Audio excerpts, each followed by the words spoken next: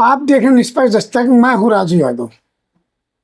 लोकसभा चुनाव के 4 चरण के मतदान समाप्त हो चुके हैं और अभी तक एनडीए गठबंधन पर सही से आरोप भी नहीं लगा पा रही है। जहां एनडीए 400 पार की बात निरंतर कर रही है और दावा कर रही है अब की बार 400 पार, वहीं एनडीए गठबंधन कितनी सीटें देगी वो कह नहीं पा रही है। कभी कोई एनडीए गठबंधन का बोलता है 150 सीट, फिर कोई बोलता है 180 सीट, फिर कोई 200, फिर कोई 220।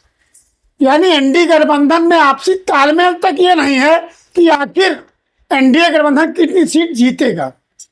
जब आपका आपसी तालमेल सिर्फ सीटों पर नहीं हो पाता है तो आप रण क्षेत्र में रणनीति बनाकर कैसे पार कर पाएंगे या 400 पार से कैसे रोक पाएंगे। अभी हाल ही में अखिलेश यादव ने आरोप लगाया कि 140 करोड़ की जनसंख्या जो भारत देश की है वो इस बार एनडीए गठबंधन को 140 सीट भी नहीं देने जा रही है। यानी उन्होंने साफ साफ खुले शब्दों में कहा कि 140 करोड़ की जनसंख्या इस बार एनडीए गठबंधन को 140 सीट के लिए तरसाएगी। वहीं उनके बगल में ही बैठे दिल्ली के मुख्यमंत्री अरविंद केजरीवाल कहते हैं कि 220 सीट से ज्यादा भाजपा को 2024 के चुनाव में नसीब नहीं होंगे। अभी हाल में ही प्रियंका गांधी वाड्रा ने भी कहा है कि भाजपा 180 सीट से ज्यादा नहीं जीत रही। उनके भाई राहुल गांधी भी 150 सीट ज्यादा देने को तैयार नहीं है। जब एनडीए गठबंधन आपस में ही ये बात स्पष्ट रूप से नहीं कह पाता है कि आखिर भाजपा को कितनी सीट मिलेंगी, तो फिर ये कैसे होगा।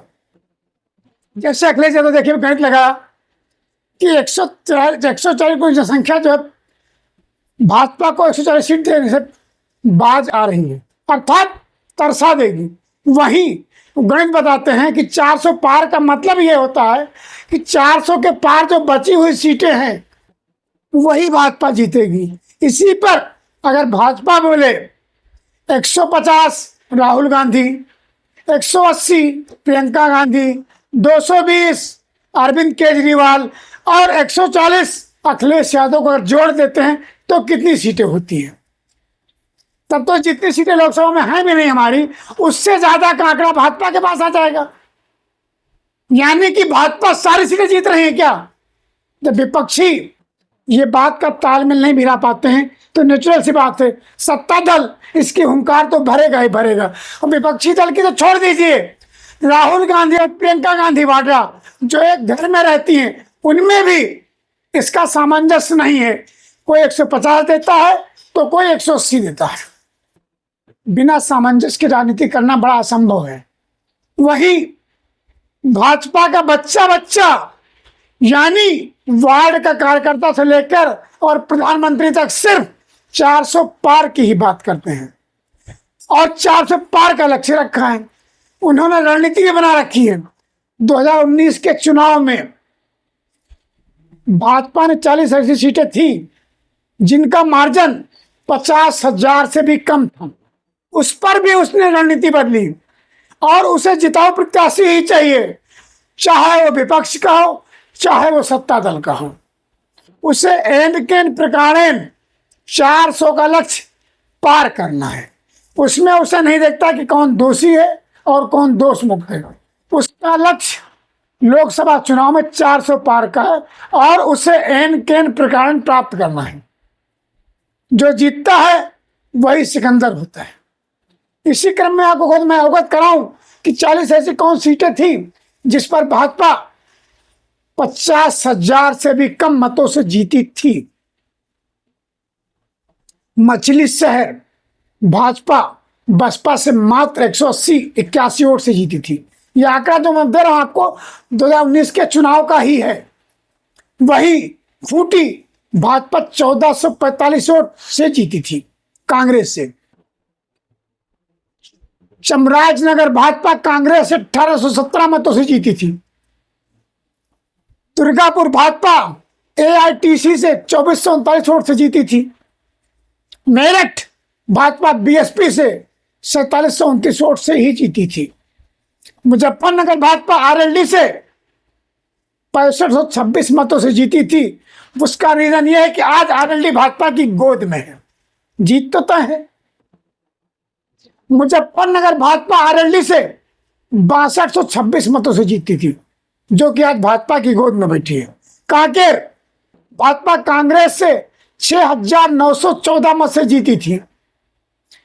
संभलपुर भाजपा बीजेटी से 9612 मतों से जीती थी। अर्थात भाजपा अपने आंकड़ों को छूने का पूरा प्रयास कर रही। दमन और दीप में भाजपा कांग्रेस से 9942 वोट से जीती थी। लोहरदगा भाजपा कांग्रेस से 10,363 मतों से जीती थी। वहीं लद्दाख में भाजपा निर्दलीय प्रत्याशी से 10,930 मतों से जीती थी। झारग्राम भाजपा एआईटीसी से 11,767 मतों से जीती थी।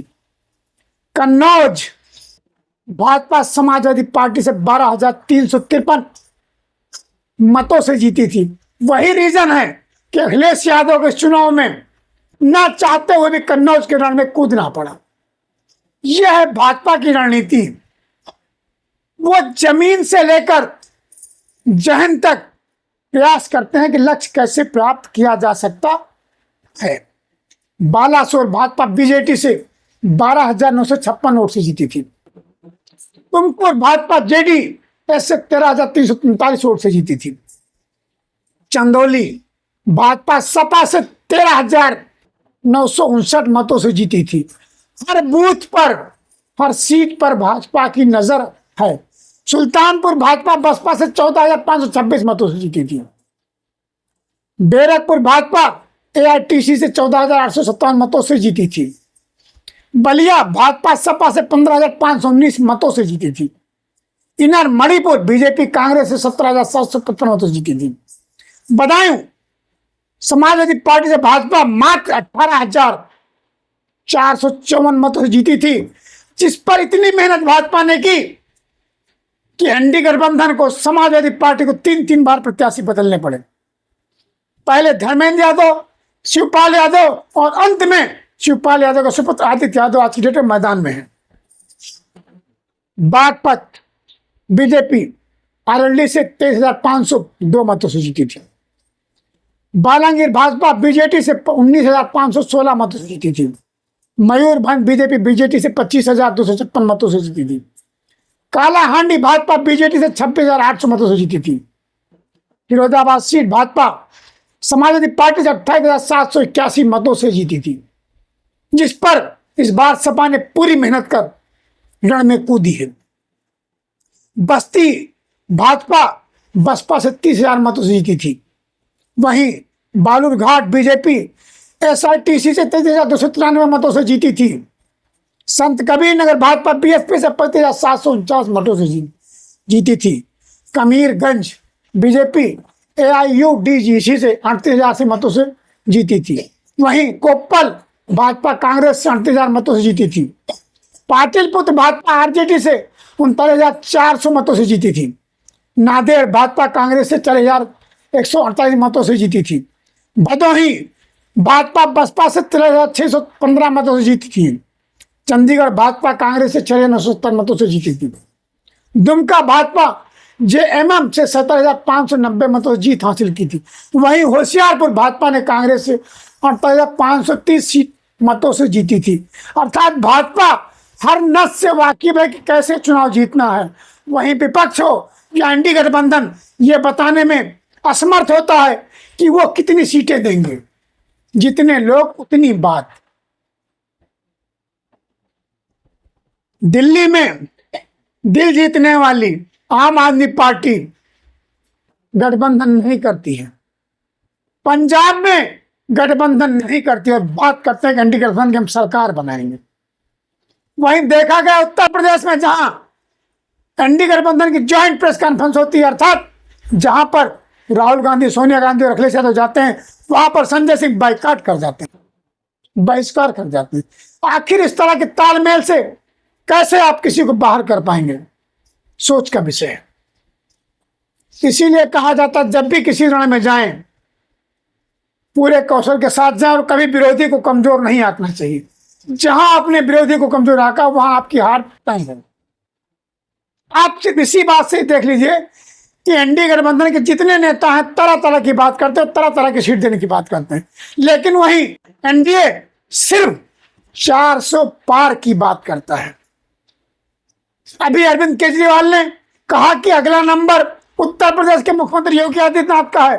योगी आदित्यनाथ ने उसका तुरंत जवाब दिया, देश हित के लिए, सनातन धर्म के लिए सत्ता का कितनी बार बलिदान देना पड़े, ये योगी है, बलिदान देने को तैयार है। तब तक की ताजा खबरों को देखने के लिए आप लगातार देखते रहिए निष्पक्ष दस्तक।